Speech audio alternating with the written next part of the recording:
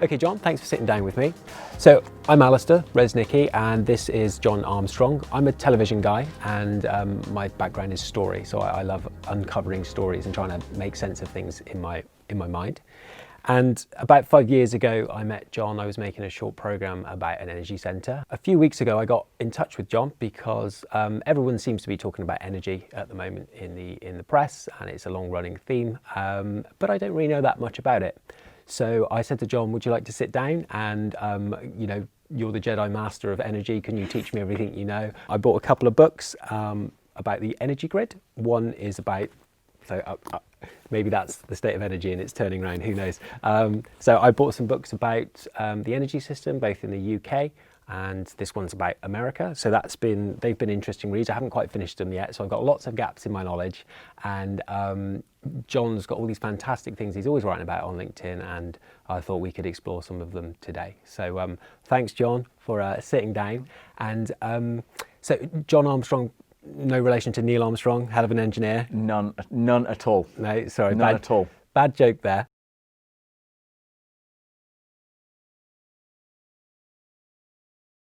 It's a really interesting journey through energy. I joined the energy industry about 20 years ago. And I started off doing a bit of oil and gas, and then I moved to power stations where I worked with coal power stations, and then I ran a gas power station. And actually, as energy has changed and the energy transition has happened, a lot of people who've worked in the energy industry have moved from these large centralized sources of generation to decentralized energy like I do now. And I think a lot of the skills, as energy has changed and transitioned, a lot of the skills that you pick up along the way of project management, of leading teams, of understanding how energy works commercially and technically have actually been really quite transferable as that transition happened. It doesn't seem that long ago that someone quite senior said to me, what you need to do is get yourself a job on a coal power station because they're going to be around forever. And I think they couldn't have been wronger for that. Now I think there's very few coal power stations on the UK, and we go weeks without any coal burn at all in the UK now, and that's over the last few years. And just when I think about my career, moving from that type of engineering and now into really supporting the energy transition and the decarbonisation of energy. So that's how I ended up where I am, really. So a big diverse role, and you've seen how it was, how it kind of is. What I like about books like this, they sort of start from the ground up of, well, there was really nothing 150 years ago in terms of the systems we've got. We've got systems that have still got these legacy things that we call fossil fuels and aren't great, but they have other technologies now that have come online. And what's been fascinating about learning about the grid in the UK, the pylons throughout the country, is just how that grew up, what it depended upon, and how now sort of piecemeal technologies seem to be coming in, and it's about getting that balance. Once again, like I said, I'm filling in the blanks. So a lot of this, I know the terms and I'm trying to think like an engineer, district heating and things like that. But in simple terms, why is it better now than what it would have been 30 years ago? I think the way we think about energy is starting to hugely change. And we grew up in a period of abundance, and so particularly in the UK, there was North Sea gas, and so there was really an abundance of relatively cheap gas. And that meant that it was possible for systems to be built, designed in actually quite a wasteful way. And the first thing with any kind of decarbonisation is all about actually just using less. That's often the thing that you can do first. Before you worry about anything clever with technology, you can just be more efficient, and that makes a massive difference. And because as a country we grew up in an age of energy abundance and relatively low cost, over the last 30 years, there now has to be a huge change in the way we do everything we do. So you can't just think of energy as a thing in isolation, like a boiler in a plant room just being replaced with a heat pump. You have to actually think about the way a building works and the way people interact with a building and the way that building interacts with the world around it. So if I was to give you an example of, say, a university or somewhere like that, where you you need those buildings to be heated. So actually, if you can build those buildings super efficient, you can lower the amount of heat demand. You can also run the systems colder. So whereas a lot of properties, you can fry an egg on the radiators, they're so hot. That tends to be a really inefficient way to heat a building. If you can seal a building well and make it really well insulated, you can then run everything a bit cooler. And you have nice cold radiators that just nice and warm, that just keep it at a nice steady temperature. And that makes a massive difference. And that enables technologies like heat pumps. And that enables much more efficient systems. And then you can actually then think about how that building interacts with power. So if you think about a heat pump uses a lot of electricity. Things like university campuses are going to have massive demand for electricity because actually you're going to have hundreds of electric vehicles turning up outside the door. So you then have to think about, well, how does that building interact with the people that are coming into that building at what times of day? How do you manage that electricity demand? And to go full circle, you come back to your grid, which isn't capable of delivering all of that power for all of those electric vehicles and all of that heating. So actually, you have to start thinking about how you're going to move people around, how you're going to design your buildings to be more energy efficient, how are people going to interact in the space that they're in. And so you start to much more talk about a living, breathing system than we ever have done before. And so actually you very quickly get from what kind of heating system do I want can easily become a conversation about, well, how many electric vehicles do I think I'm going to have? Do I need to charge the buses that are travelling in each day? Actually, could I change the way we use the building to spread out when people are in it, so it's used differently? So you get very quickly into a much more diverse conversation about energy and not just talking about, well, how are we going to heat and power our building? I bet in many ways it's a bit easier to be back in the coal power station, just putting a bit of coal in. I think, I think that is that, and that's the big change, is that in the olden days, actually you just built more coal power stations, put in more cables, and just delivered. There was a rigidness, for what I'm hearing, and I might have misheard, but there was a rigidness. It was kind of A plus B equals C, coal, system, heat, power. And now actually it's about relationships of buildings, which is a kind of a systems engineering architect meets lifestyle of students. We're sitting in a university right now as we speak, so it's a good example to use. So there's that kind of like, from an engineer's point of view, I imagine there's that working with those universities to try to understand and break those down. And then there's the collaboration element of, there's no one answer. It's beginning with the future in mind, because we know absolutely that, you can see what's coming to some degree. The government's talking about 2035 to ban fossil fuel driven vehicles. You've got the ban on gas boilers in new homes from 2025. The reality is that by 2050, we are not going to be heating, powering, travelling in the way we do now. And so, actually, from an infrastructure perspective, 2050 is not far away. The assets that we're installing today will last that long. It's not uncommon for boilers, for plant, that lasts 25, 30, 40 years if you maintain it right. And so, actually, we're making decisions today that the engineers in 2050 will be living with the consequence of those decisions, and so beginning with where that's heading in mind really helps. And it's pretty common now. You see big announcements from organisations like Amazon about electric vehicles. I think Amazon's announced that globally it's ordering 10,000 electric vehicles. So that they're going to have to be charged somewhere. And at the moment, the electricity grid isn't capable of delivering power to if we converted to electric vehicles overnight, every electric vehicle in this country, nobody would be able to charge. So we're going to have to find ways to manage it.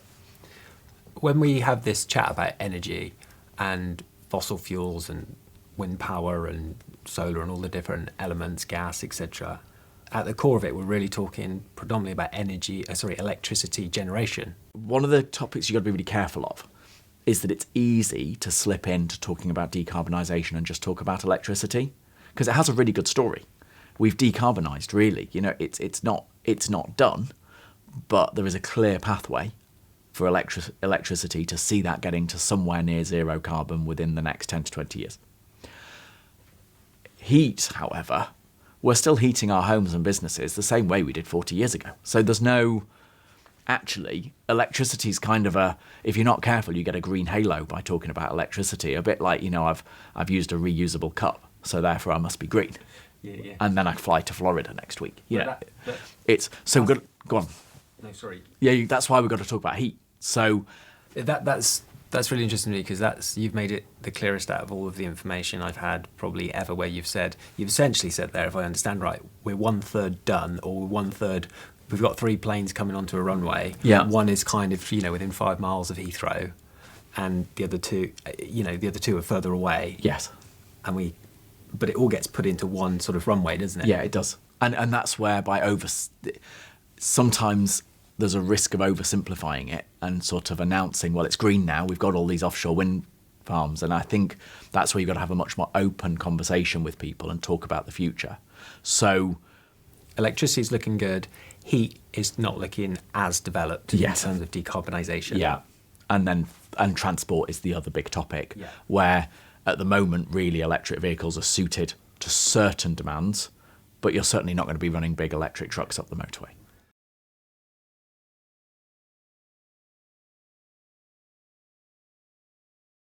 Because you know that your traditional way of thinking of will just connect to the electricity grid and build more coal power stations or build more faraway generation sources.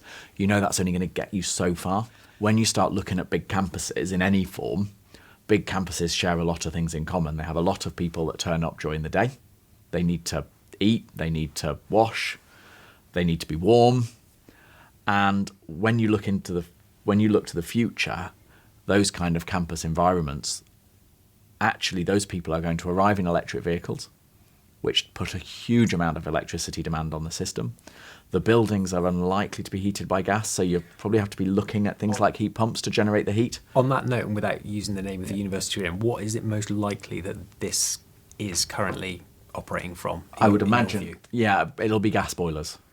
Probably in individual buildings. Some university campuses do have little heat loops and things around. Certainly, most university campuses have some kind of small heat network, but typically gas. We're sort of now on the cusp of almost, if you were to sort of give them generations, first generation is we burn some wood, second generation is we burn some coal, third generation is gas boilers, and then we're now... Fifth generation is kind of that we burn gas a bit more efficiently and we generate power at the same time, and that's kind of where we are now through CHP. The future then becomes all about using heat pumps, but also reusing heat time and time again. So it's the same heat actually gets recycled through the system. So if you look around a university campus like this, actually it's a really good example. There will be a data centre somewhere, and I would put £50 on the fact that all the heat from those servers from that data centre will be fired off the roof of the building into the air. But you're saying you capture that in your new systems and cycle it back in. That's the future, is you capture that heat, the waste heat, as it would be now, but actually that becomes a usable commodity, and then you recycle that through the system so that the next building uses that heat, and then potentially there'll be another building somewhere else that needs cooling. It's quite common. So in summer, you're cooling, particularly in summer, you've got some buildings that are using cooling. Well, air conditioning generates a lot of heat. So actually you can then look for things like interseasonal storage. So if you can take that heat in the summer, you can store it underground. So we've got some interesting, I run some interesting heat pumps that actually store heat from fridges in the ground during the summer so that it can warm up buildings in the winter. You can do things like that. And actually there's some really cool research at the moment about alternative systems. So at the moment, a lot of thermal storage is done through big tanks of water. But actually, if you start to look for different phase change materials, you can do some really interesting ways of storing heat interseasonally as well, which is quite exciting.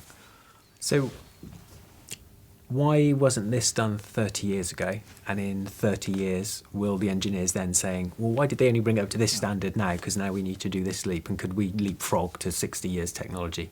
What was it technological restrictions? Was it just, what was it, John? I think a lot of it was living in an age of abundance where there was plenty of gas. It wasn't too expensive. I think actually there wasn't a lot of regulation around to force people to do things in a more innovative way. And I think there's a lot of there's not actually a lot of new technology here. Yeah, heat pumps have been around for ages.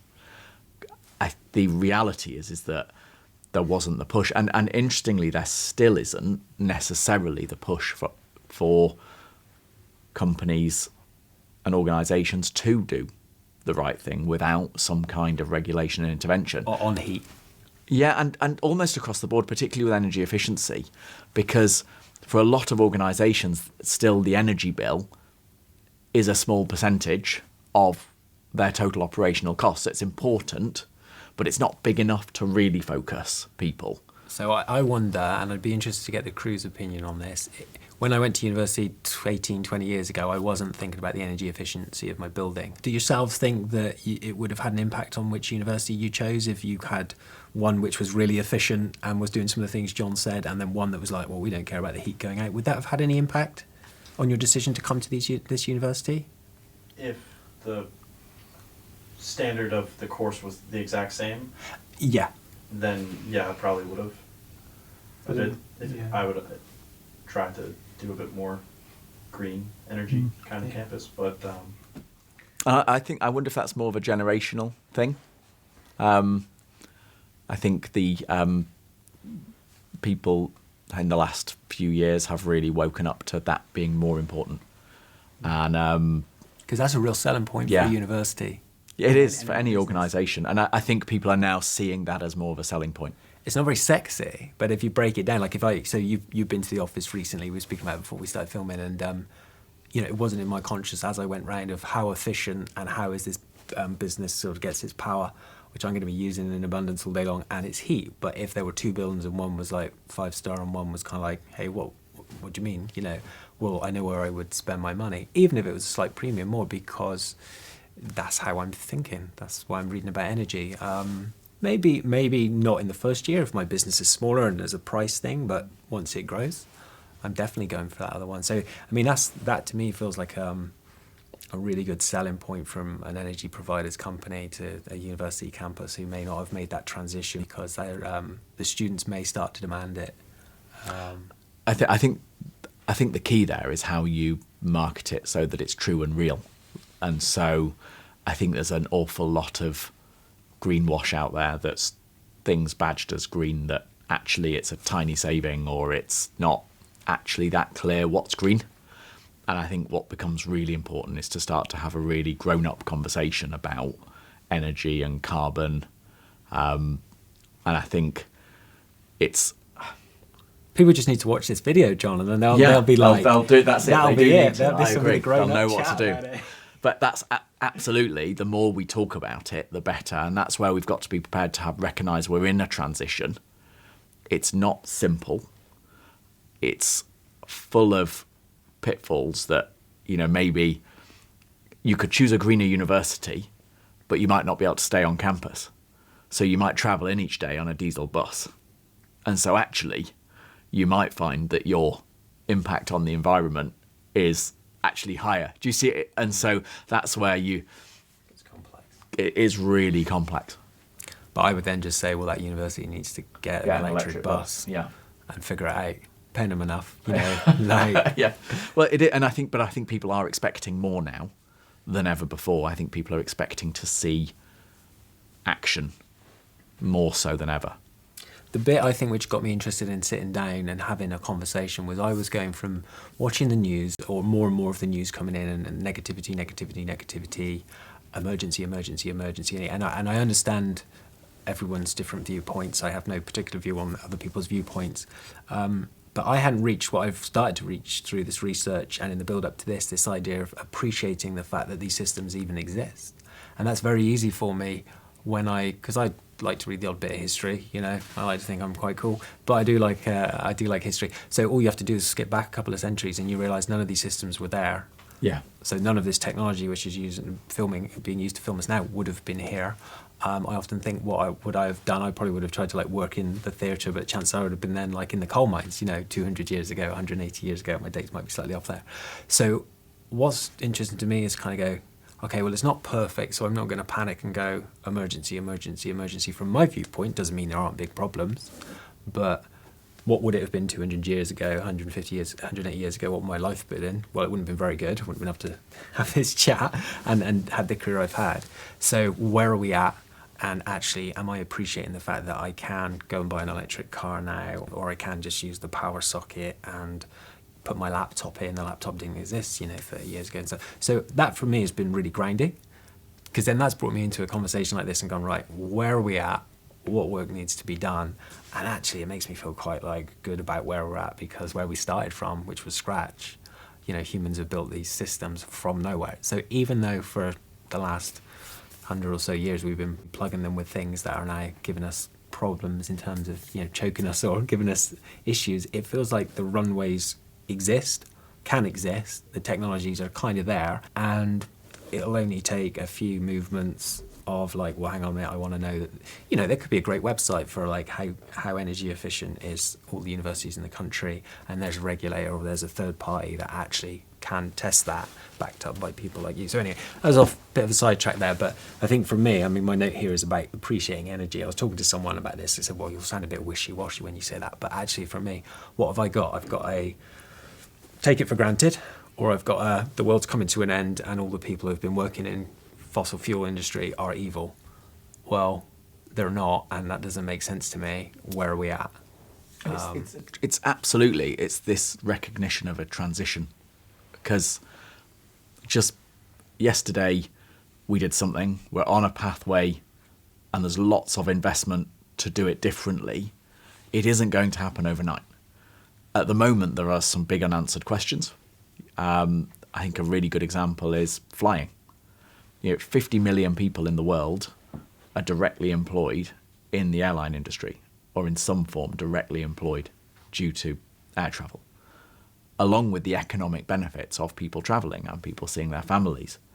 And so I recently did a blog where I made some quite bold statements about where I thought energy would be in 10 years. One of the things I said was that I believe that we'll probably fly about half as much as we do now. And I got that was the one that sparked the most, you're wrong, that just won't happen. I think it goes up about 10% a year in various global projections. Although you've seen an interesting dip with flight shaming in Sweden, is actually Swedish flights have dropped by 3% this year, or last year. But flying's a really interesting one. So at the moment, there is no decarbonised way of flying, really. Some people have got off, you know, in some little aeroplanes that they've managed to stick a battery in and have flown about. I think I read that the longest electric flight was shorter than Heathrow's runway. So, you know, we are still a long way off electrifying flight. And even if you're not going to electrify a 747, you'd need a battery about 10 times the size of the plane. And that's even if you could get it off the ground. So what would you call it? I'd call it Batplane. Sorry. So, you know, so flight is just, and it's really interesting, but you see then that tension, don't you, of, well, we don't have a pathway. Potentially we are going to have to think differently and do something a bit less than we do now. But I'm not sure economically, and also the societal benefits of people travelling, meeting each other across the world. I'm not sure I want a world where people don't meet each other and just stay in one place and, you know, maybe we get trains a few hours, and I'm not sure that's the world I want for my children either. You know, the opportunities I've had to see the world, to travel, I want my children to be able to see other cultures and engage with other people. And so when you're having that energy conversation, it isn't black and white. It's not clear cut as to what we do. But what we do have to do is to think about, with the energy, how can we use less? And then how can we find alternatives that enable us to maintain the lifestyle that we want to? And I think where we can't find alternatives, we're going to have to look for some lifestyle adjustments. But flight, I thought that was really interesting, was the pushback, that tension of absolutely no, you're wrong, there's no way flying will reduce, was really strong on that topic. So, and that is being in a transition, isn't it? There was, and coming back to heat, which I talk about quite a lot, there was recently, I think it was an Oxford College, where the students demanded that the Oxford College withdraw all its shares from fossil fuel companies. And the bursar wrote back to the students saying, absolutely, we'll do it tomorrow. But by the way, I'm also going to turn off the gas to the boilers and you can all freeze. And that's a great example. You've got an old building that's got boilers. You cannot just swap it to a heat pump or run it on hydrogen today. And it's a fascinating point, because what I jump in there is, what are some of the challenges with merging the old technologies with the new in your world? How, what's that like day to day for you? Yeah, the big challenge, particularly there's some things that are a straight easy swap technology wise. So anything that runs on electricity today, if you can make that electricity greener, then it'll be greener. There's some things which just don't have a straight swap. So if you talk about the decarbonisation of heat, taking out a gas boiler, the system, there is currently no alternative, particularly for something that runs really hot, that you can just swap out a gas boiler for something green. So heat pumps tend to need things like underfloor heating and cooler systems and better sealed buildings. So there isn't a straight swap in how you do that. You've also got the really interesting topic of what happens if we did a hydrogen economy. And there's a lot of investment going into looking at a hydrogen switchover. And gas boilers in our homes and buildings won't run on hydrogen. You're going to have to replace all those assets to move to a hydrogen world. So that's where the whole hydrogen thing comes in from nowhere. We haven't even talked about hydrogen yet, but hydrogen is this massive topic. And I think there's a bit of a risk that regulators see hydrogen as, don't worry, we don't need to do anything now. We'll just do hydrogen in 10 years. But one of the things that really came home to me when I was looking at the carbon story was the amount of carbon emitted. It actually doesn't matter. When we talk about being zero by 2050, what we don't want to do is just emit loads until 2050 and then stop. Actually, if we can not emit it now, then we've not emitted it. It's all about the net volume that's emitted. It's not about the annualized volume, if you see what I mean. It's all about, actually, if we can find ways to be more efficient and use less now, we really should. We certainly shouldn't be waiting until 2050 to do stuff. Am I right in, if I use the word convergence, are we in a period of convergence and it's about figuring out actually how everything works together in a new way whilst eliminating the old bad stuff? Is that correct? And just to add on to that, what's your estimate for that arc to it being the utopia as best as it can be with the resources we have? I think I genuinely believe we will, through technology change, as an engineer, I genuinely think we'll get there. What mankind can do when it puts its mind to it. Carbon capture. Exactly. Yeah, and there are a number of technologies like carbon capture, which, as long as you can get the regulatory and economic case for them to work, or the environment, things like carbon capture are ways of leaping forward quickly with technology that we already know exists. So I genuinely have hope and belief that we will be able to decarbonise. I do think what we can't do is just demonise hydrocarbons. And I think the reality is that there's a number of applications that it's going to be far harder to decarbonise. So, for example, we've talked about air travel. There's no easy switchover. There's going to be... unless we just, as humans, change our biochemistry and go, we're going to stop. Yeah, we're just going to live in a yurt, and we're going to live in a hut and not go anywhere. What I find interesting on that point, I was at a talk a few weeks ago, and there was someone, I won't mention the bank, but they were from a greener bank, and they gave their talk, and it was great and things like that. And at the end, I was having a chat with them, and they sort of, thought I was trying to sell them a load of videos because I told them that we make I'm a TV guy and stuff like that. And I said, no, we like to challenge, we like to ask, difficult questions and in a way disrupt the corporate model and then, tell stories around, ask good questions basically. And so he was kind of looking at me and he was kind of trying to figure me out. And I said, I'll give you an example. I said, so you've just given this speech about working at a green bank. It seems great. Do you not fly? And he said, I'm not going to fly next year. And it's that point, isn't it? You know, I fully intend to have my foreign holiday, even though there's part of me going, I can't do that anymore. But I can not do that. But I don't know the bit in me as the human which needs to be tweaked long term in a kind of engineered chemistry way. That is one solution. We just find that bit of us that desires what you've said to explore and things like that, and we not switch it off. That sounds bad, but that we have that debate and we go, okay, we have. I'm not saying I think it's a good idea. We're allowed one flight a year. You know, there's that. I don't think we should go into that now. That's maybe another chat. And then there's technology solving it. But I'm not sure if I have sort of gone off. I think I've gone off, but the transition period for the kind of almost perfect utopia. What's that like in your head as an engineer?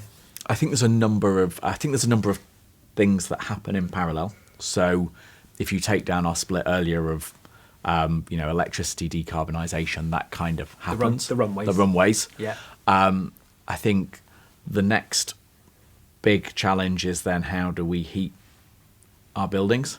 And I think that'll have a 10, 15 year run in now. It's not 100 years. No, I think that'll happen. I think the big challenge there is particularly for the UK, is the state of the housing stock. I think a high percentage of properties in the UK are grade D. If you look on the EPC ratings, C and D, and they all need shifting to A. And that's not easy. It's quite disruptive. And so I think there's a huge task just to make those buildings more efficient, and then do some kind of technology switch. But you're going to need to do some efficiency. So I think heating comes through over the next 10 to 15. I think transport is interesting. I think there'll be lots of early adoption of electric vehicles. I think actually there'll come a point where electric vehicles as a second vehicle for a lot of people will be the reality, or for commuting during the week for reliable journeys. There's some applications that electric vehicles won't work for. At the moment, there isn't for example, heavy goods vehicles. There isn't really anybody who's come up with a way of doing a big lorry with 30 tons of food in it electrically. But actually, that's where you've got your next stage of technologies like hydrogen that come in and start to take some of that weight, start to do that carbon reduction. And hydrogen gets really interesting about 10 years out, 10, 15 years out. That gives us off carbon though, I guess, does it? Well, it depends how you make it. So hydrogen's a broader topic because you've got green hydrogen, which is made from renewables. Okay. Sounds brilliant, doesn't it? But just to give you an idea of the scale of the challenge. So hydrogen's used in industry now globally for making things like ammonia. So there's quite a lot of hydrogen actually already produced. If you wanted to decarbonise all the hydrogen made now, you'd have to use the whole renewable capacity of Europe at the moment. So just to decarbonise that. So not so good. You've got to do quite a lot. So making green hydrogen, you need a lot of wind farms. And you need a lot of solar to do that. You've got grey hydrogen, where you take methane and you blast steam at it. And so that's CH4. And the hydrogen drops off and you get left with some carbon dioxide that you then need to find a place to store. So that's quite carbon intensive. So you've got to do carbon capture and storage. And then you've got various bits in between. So you could just emit the carbon, but that wouldn't be very clever. After hydrogen, Yeah. what's the future?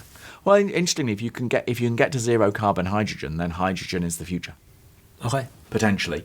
But there's a lot of barriers to that progress. There is a lot of you would need huge amounts of installed renewables capacity. Potentially you could do it with nuclear. But then nuclear is waning in Europe. But hydrogen gets really interesting because when you burn hydrogen, all you're doing is returning hydrogen back to water. So actually, hydrogen burns pretty clean. And so actually hydrogen is the future technology that almost it's out there. You've got to find a way of making it which doesn't cost a fortune. And you see a lot of the oil majors and gas distributors and people like that who see hydrogen really as the next step for them.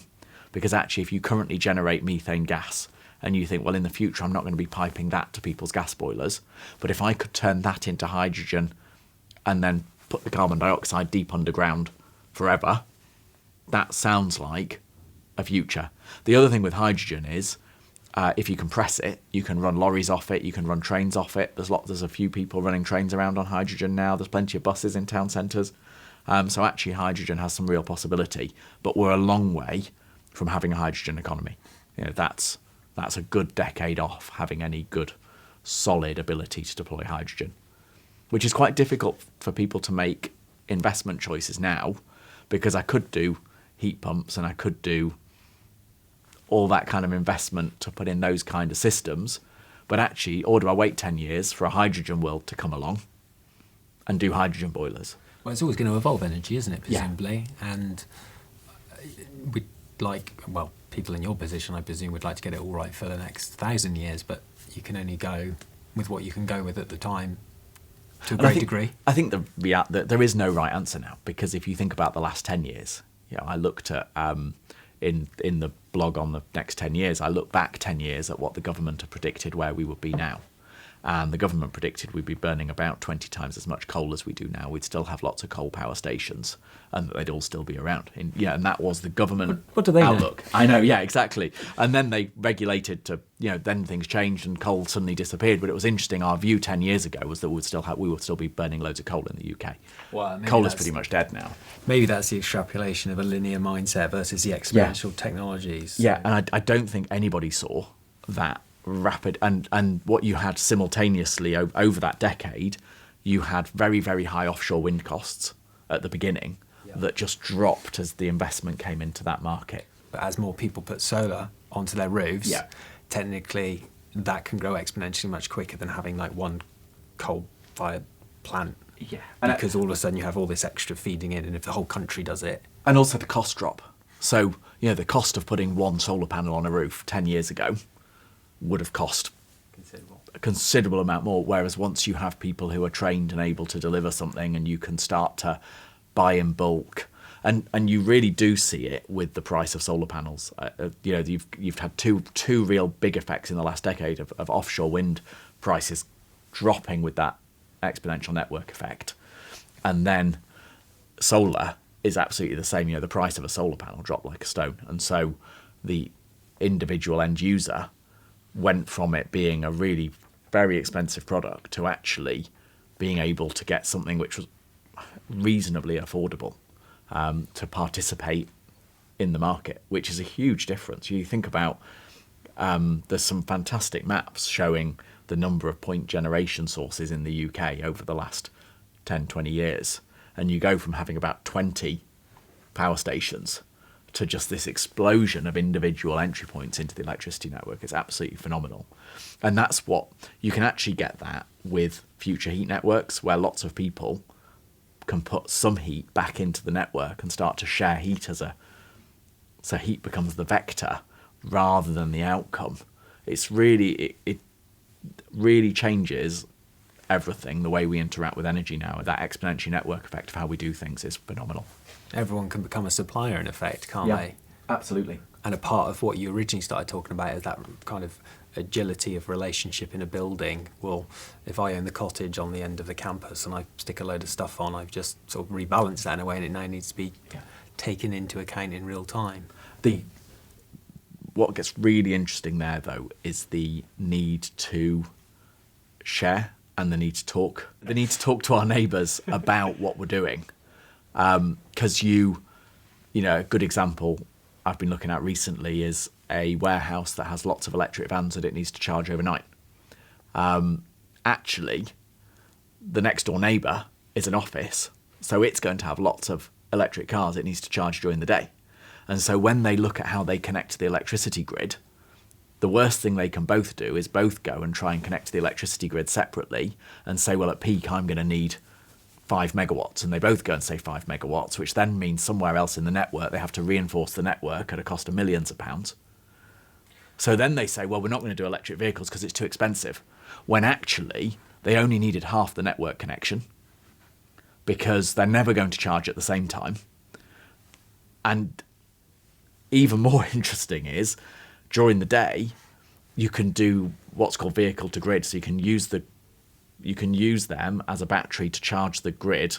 I've gone, God, I thought I'd put that on silent. Is that me again? Sorry. It's terribly unprofessional, John. I know, But it midway really is through that. this. It's the second time. Are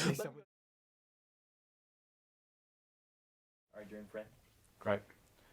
Okay, mark up. So, John, you clearly could talk all day about energy. You're clearly very passionate. You know so much, obviously.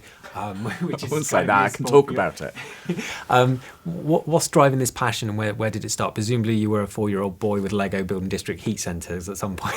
I definitely had a lot of Lego. Definitely had a lot of Lego. I think it started from, I think just starting out as an engineer and getting involved in energy and some of the big projects that are done to deliver energy. And then since then, my career has sort of ridden that energy transition wave. You know, as energy's decentralized, I've moved more into roles which have been more decentralized and different. And, you know, along the way, I did an MBA at Warwick University into global energy.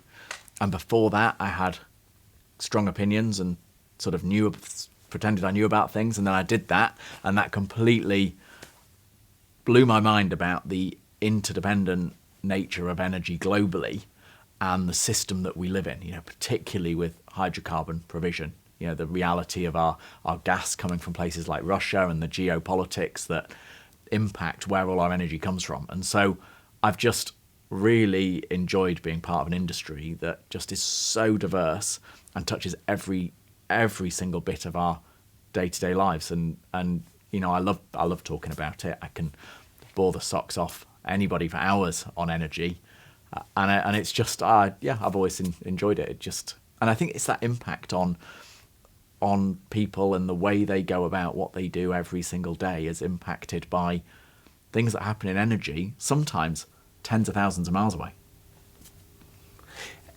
You mentioned there that you maybe had strong views and strong opinions. Was that you did you have long hair and were kind of going on marches against sort of coal-fired companies at some? I mean, what do you mean by that? Those strong opinions? Did you think, why is this not better? I don't want to do something. And then you got in and you went, no, we have to have the coal. We have to have it. That was the state of play, and kind of still is to a degree, because it's systems, it's engineered systems. Yeah, I think it was I think I had a more simplistic view of how complex it all was, and actually, when you throw in things like the carbon challenges and how you do things like decarbonise through this transition, it is just really, really it's really complex. And I think getting under the skin of that and realising that actually it doesn't matter as long as you're travelling in the right direction or broadly in the right direction, the decisions you make don't really matter. It doesn't need to be perfect. You just need to be moving. And I think for me, that was the big realisation doing an MBA in energy, was actually that you'll never get to nothing will be perfect. There's no perfect answer. And it's such a globally interdependent system that actually just showing leadership and moving in a direction is the most important thing. And what do you think the public's perceptions are of energy companies generally? I think they're challenging. I think for a lot of people, their relationship with energy companies is paying a bill, and none of us particularly like paying bills. I think that causes people to feel a bit frustrated with energy companies. I think you get some people like yourself who are super interested and want to have a conversation, and for the majority of people, energy is just something that they just want to happen. You know, they want to be in a room which has got lights. They want to be in buildings which are warm. They want to be able to get in a vehicle that gets them to work, gets them to their leisure activities. They want to be able to get on a plane and go on holiday and not pay too much for it.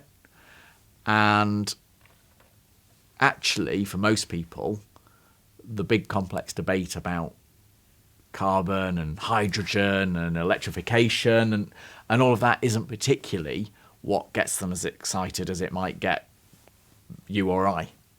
And so I think as energy companies, there's a big challenge there for how you engage with people based on how they wish to be in their level of interest and how much they want to be engaged. And so there's a real challenge ahead of us for having that open conversation. Or to flip it around and completely offend lots of people, you could say people don't want to pay a bill or a high bill. They want to not really think about where the energy comes from. They still want to have the holidays and travel, and they want a green, carbon-free future. I think that. I mean, because that's what we're saying. They're the conflicts that we all have those conflicts. Yeah, we all have those conflicts. But that's the. I'd be interested in what you thought the kind of the mainstream media's view is of energy companies, because it's very confusing, isn't it? This word energy. Yeah. When put against our own wants and desires, and maybe lack of education, like me. I mean, I know this much, and I've been reading for weeks in prep for this, and I've still. But what I'm aware of is the interconnected ability, not to the scale that you've described there, but at least there's hang on a minute, what don't I know? Yeah. You know, and therefore, I mean, you just made some comments whilst we all took a break to sort of get a refreshment break, and you said that the average person uses, on average, is it 20 tons? It's about 10 tons. We each have about a 10 to 20 ton carbon impact a year. Yeah. And a flight to America, I think you said, I was getting a cup of tea. Yeah, it's about a ton, I think. You know, and all those numbers are, you know, you can go and look those numbers up, and you can find those numbers, but they're not necessarily in your face, are they? And so in the decisions, when we talk about carbon, I think it's really easy to get a carbon halo from having a reusable cup. Now, I'm not saying don't use a reusable cup. It sounds like you just said. I said definitely use a reusable cup. You know, absolutely. John Armstrong says if you've got a reasonable cup, I'm going to stop teasing. I love my reusable cup. I'm very happy with it. What's the data around flight to America, reusable cup for a year? You know, one reusable cup, maybe you save 50 cups, and that's going to be a small impact in terms of carbon. That's going to be tiny. A flight can easily be a ton. And so what would be the word, what is it? If it's not a ton, it's how much, roughly? Grams, hundreds of grams. Hundreds of grams. Yeah, maybe a kilo. Yeah, so still important if you add all up those lifestyle changes. Globally, absolutely. They're really important. And also, that cup is just waste that then goes away and gets landfilled, usually, particularly for coffee cups, because they can't recycle them. So absolutely, use a reusable cup. Really important. We all should. You know, you're not necessarily green if you then go and get on a flight and fly to Australia and back, because that will use disproportionately a higher amount of carbon. And I think what we've got to start having is those much clearer conversations about, well, how much carbon does it cost? How much carbon am I generating through heating my house? How much carbon am I generating through driving my car? You know, actually, should I get an electric vehicle?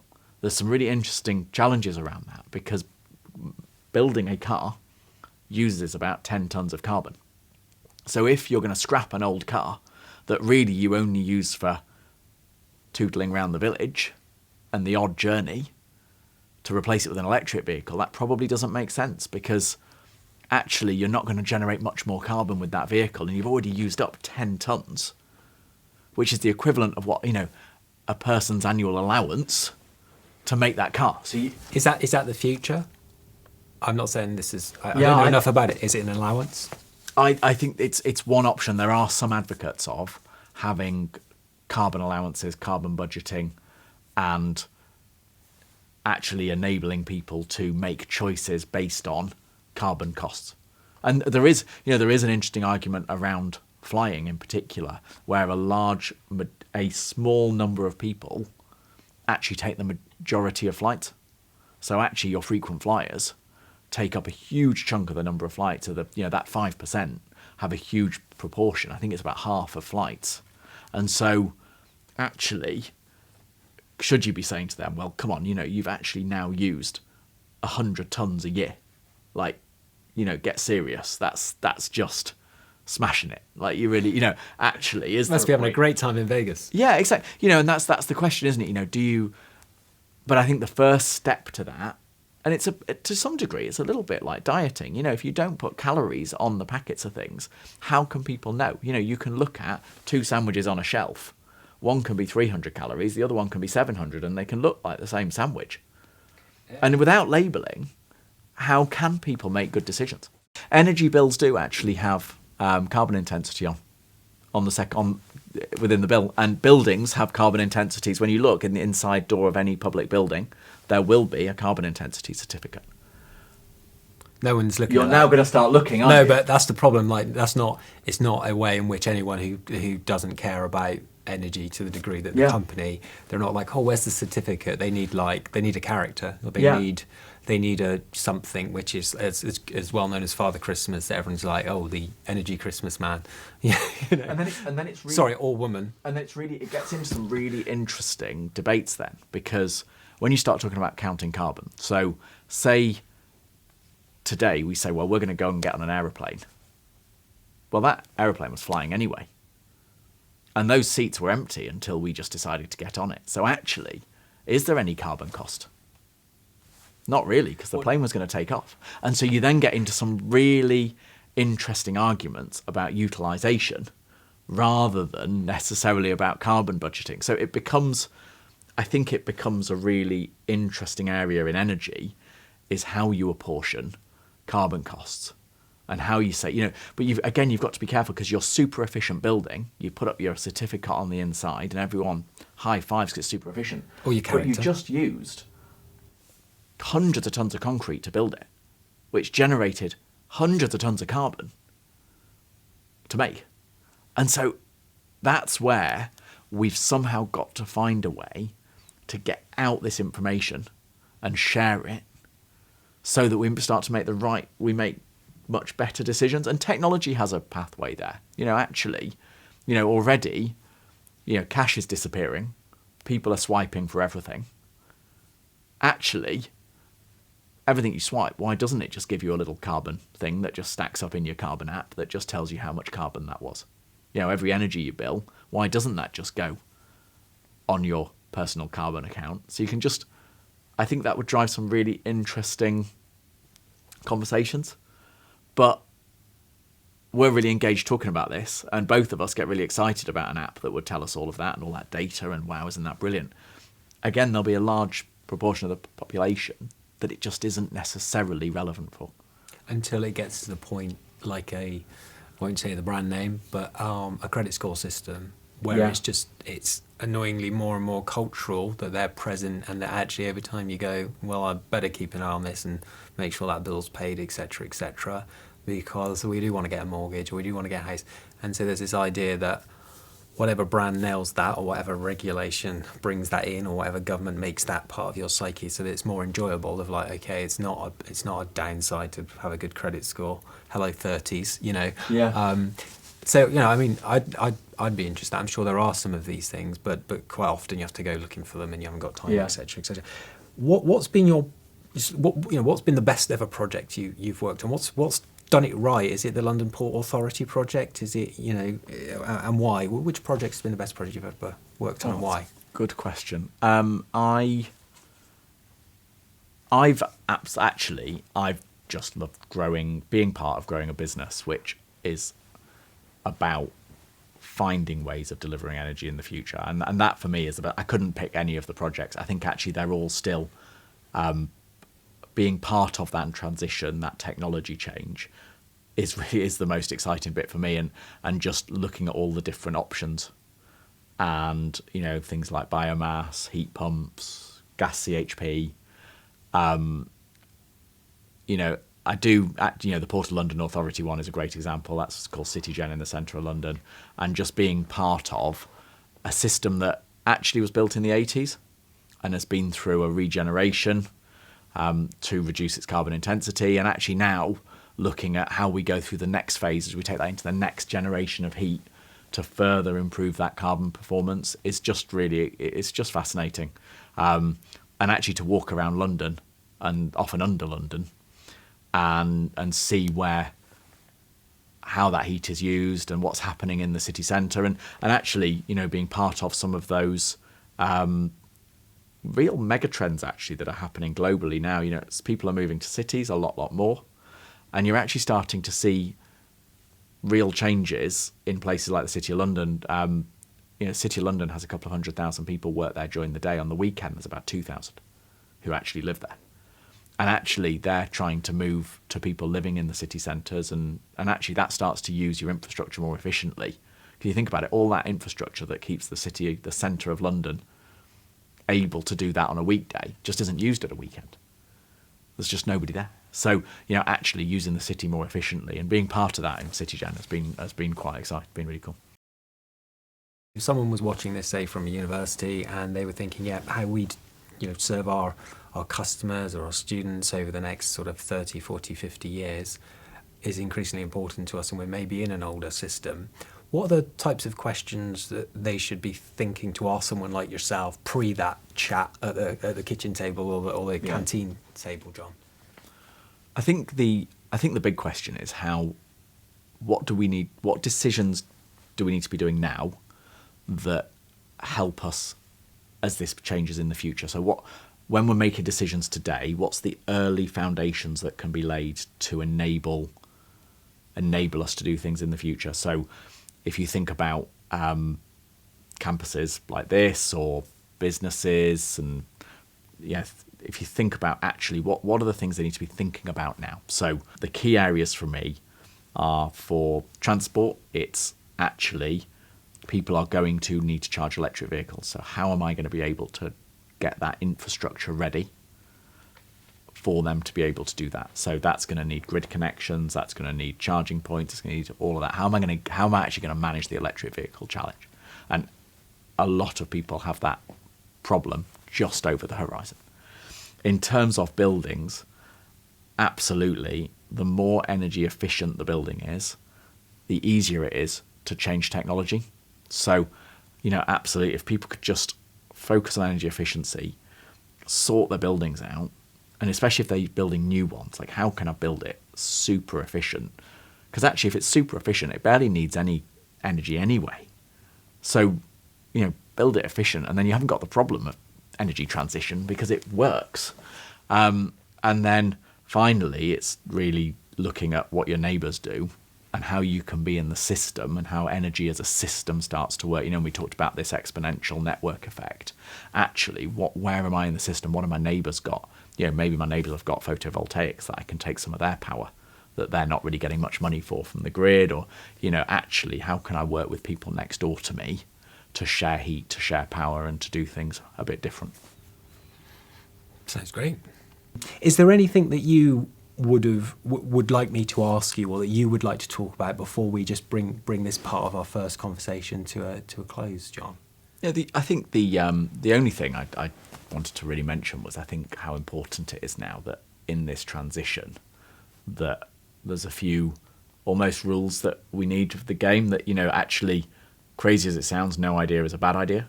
And I've been out, you've mentioned blogs, and I've put blogs out there, and I've ended up in debates with people from America over whether you should fuel aeroplanes with ammonia and some other sort of really wacky stuff. But actually, in the energy transition at the moment, actually no idea is off the, we need to talk and we need to be open and we need to be having that debate.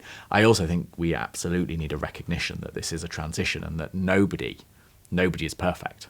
And so talking about sustainability doesn't mean you have to live in a mud hut. It's actually that the reality is that we're all on a journey, and we're all to different degrees on the train of trying to decarbonize personally.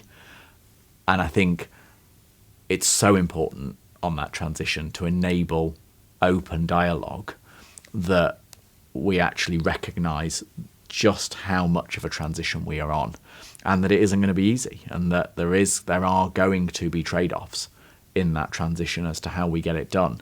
But there is hope, and through technology, digitalization, and changes in the way we do things, there's tremendous opportunity to grow as a country and globally, and change the way we do things. And I think if you can recognise those three things, there really is hope.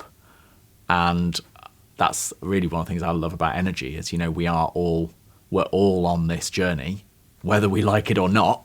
And actually, for those who want to engage in the dialogue, I think there's a fantastic opportunity for open dialogue.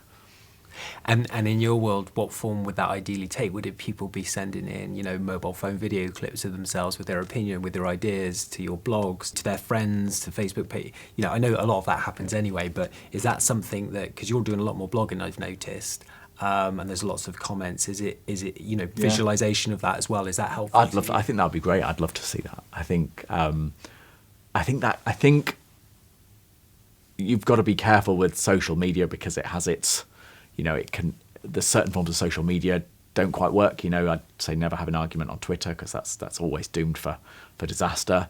But actually having time to listen to people's opinions and to also help provide data,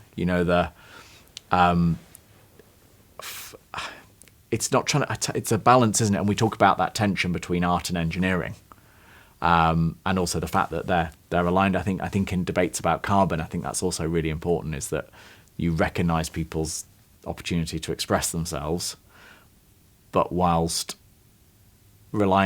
making sure that the science is okay, the science is right as well. And I think. Well, there's a time factor. Yeah. To the runway that you're describing, or the track, and it's about being responsible with that time. So if someone can come with a good idea and maybe some data, that's of value to the collective. Yeah. To the collective, Yeah. that's of use, and so that engagement is it's really important, and it's needed. Yeah, it is. That conversation is absolutely essential. Well, and interesting. That's why I got in touch, because this is my version of that engagement. Yeah. It's just it's a longer form. That way, Yeah. I feel more comfortable in this than a comment, because then people can see me trying to put it all together in my mind as we go, and hopefully I've done some of that okay, and some of it I'll go away and watch and think I meant that, but people can email me after or something and ask me what I really meant. Okay, John, well, unless there's anything else you'd like to cover, I'd just like to say thank you very much.